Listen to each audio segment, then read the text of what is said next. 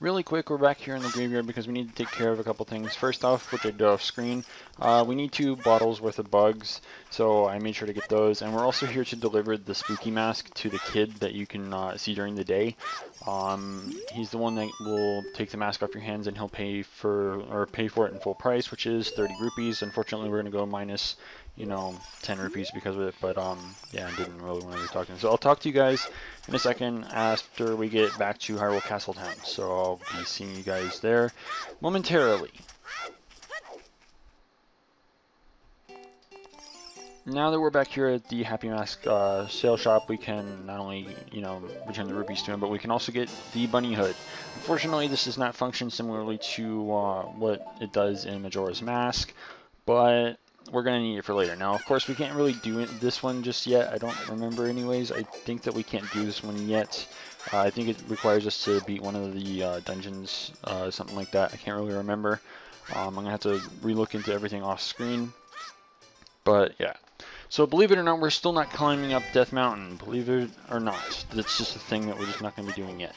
Instead, we're going to be heading to Western Hyrule to head towards the Gerudo Valley. Gerudo Valley is home to 2 heart pieces and multiple Skulltulas that we can get.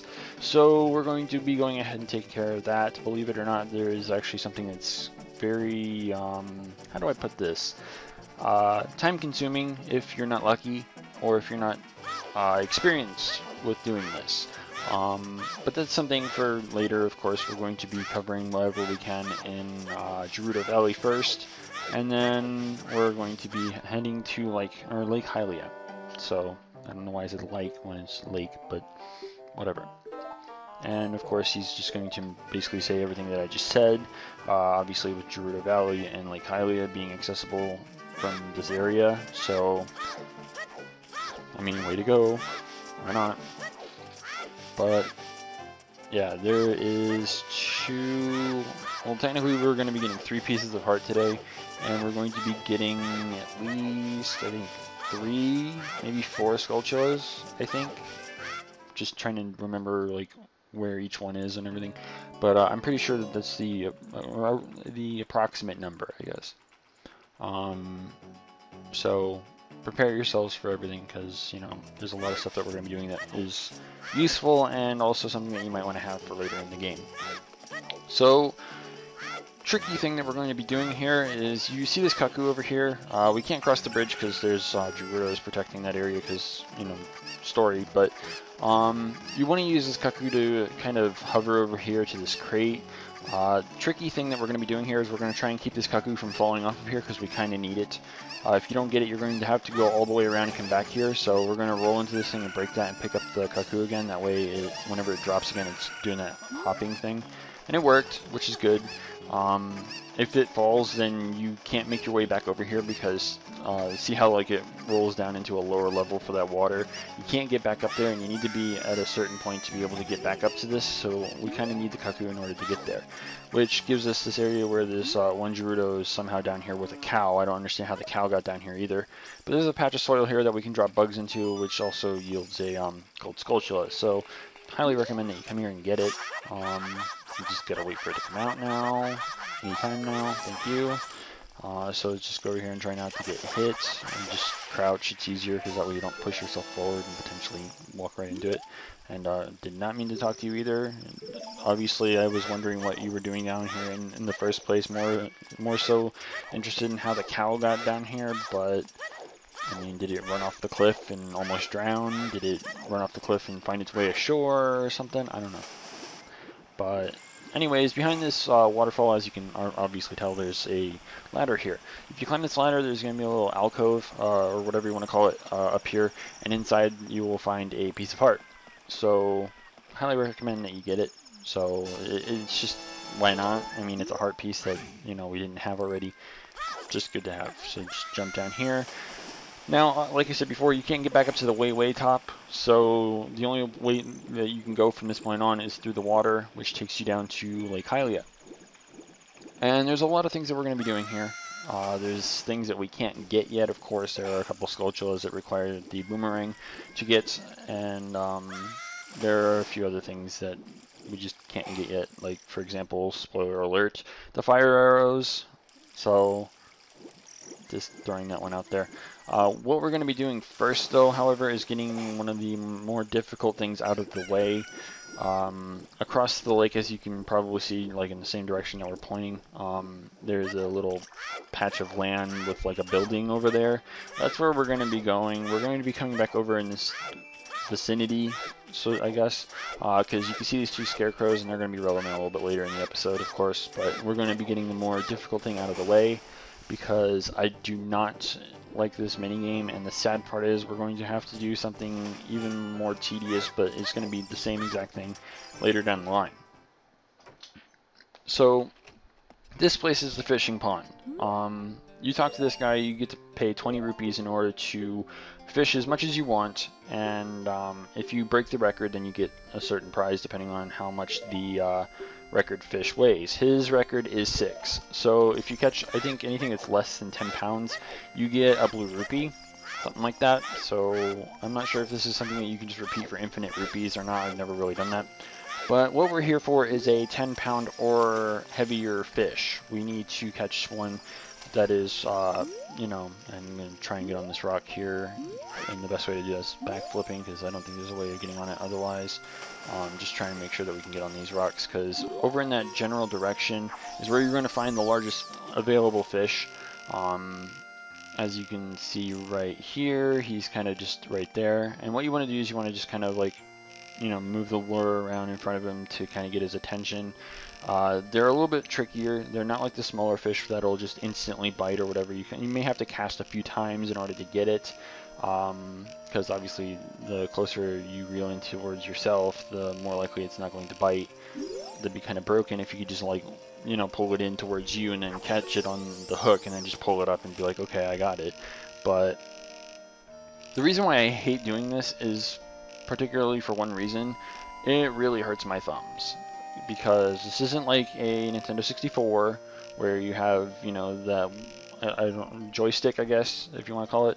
You don't have that, and you don't have like bigger buttons and stuff to press, so you kind of have to hope that you're doing well enough. I guess it's a good way to put it. I don't know if the new Nintendo 3DS can, like, if you can actually use that little circle pad that they gave that acts kind of like, you know, the second joystick or whatever that the what the hell is it called, the GameCube controller had. I don't really know what else. I think they call it the C stick. I did not mean to roll. Can we please get back on that rock?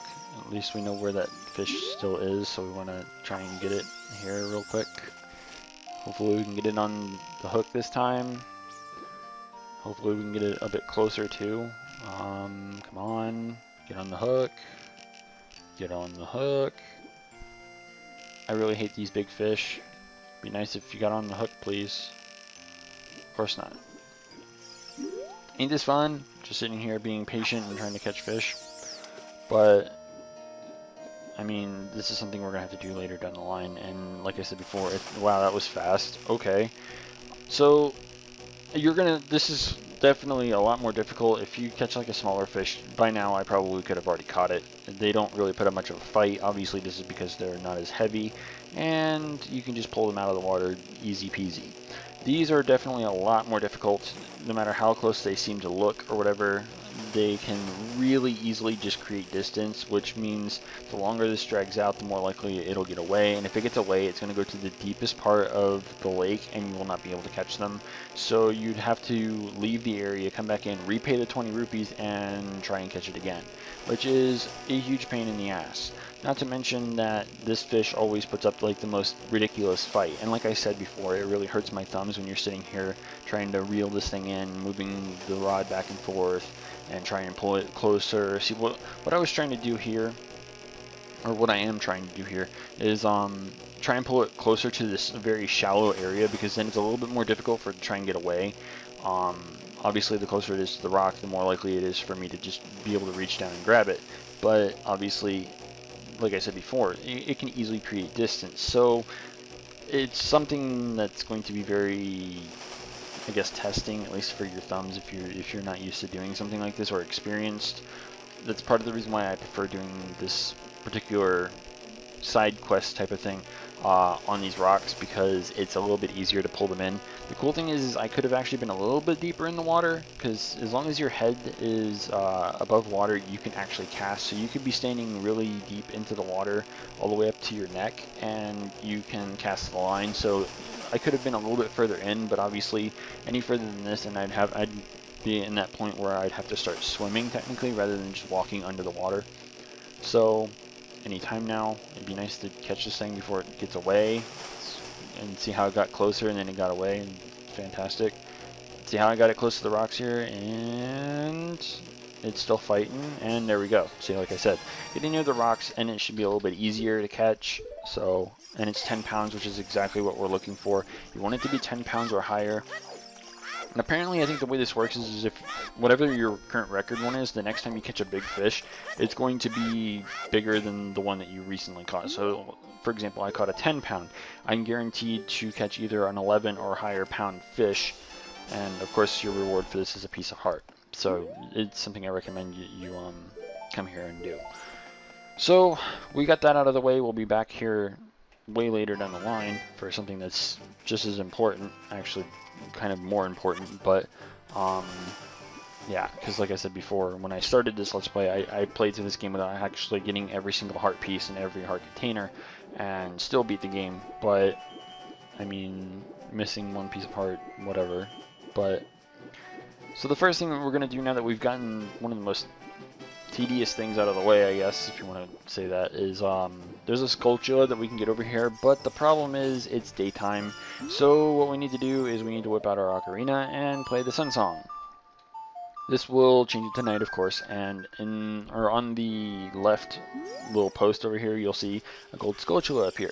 So we're gonna just go ahead and smack this thing a couple times, and we get another token, which is pretty cool.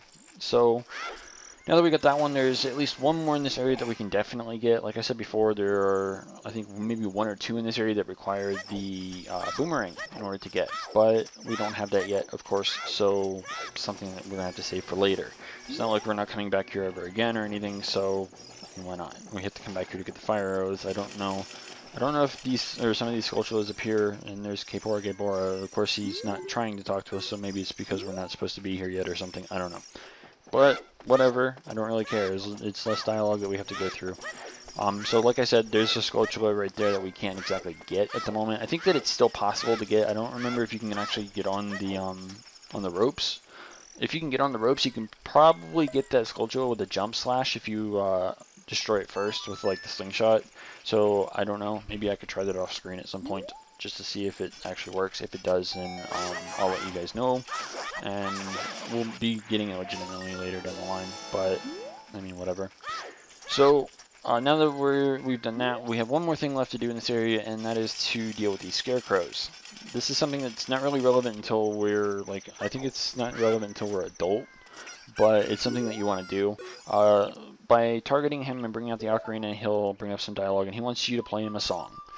It can be any like keys, whatever you want to call them. It can be any note whatsoever that you want to play, but they cannot all be the same. So obviously I'm just going to do X, A, A, A, A, A, and it has to be an 8-note song. So the thing is this is going to give us access to the Scarecrow song. Real quick though, I'm going to kind of skip going over the Hyrule field real quick, so I'll talk to you in a second. Okay, so as I was saying, it gives us access to the Scarecrow song later down the line.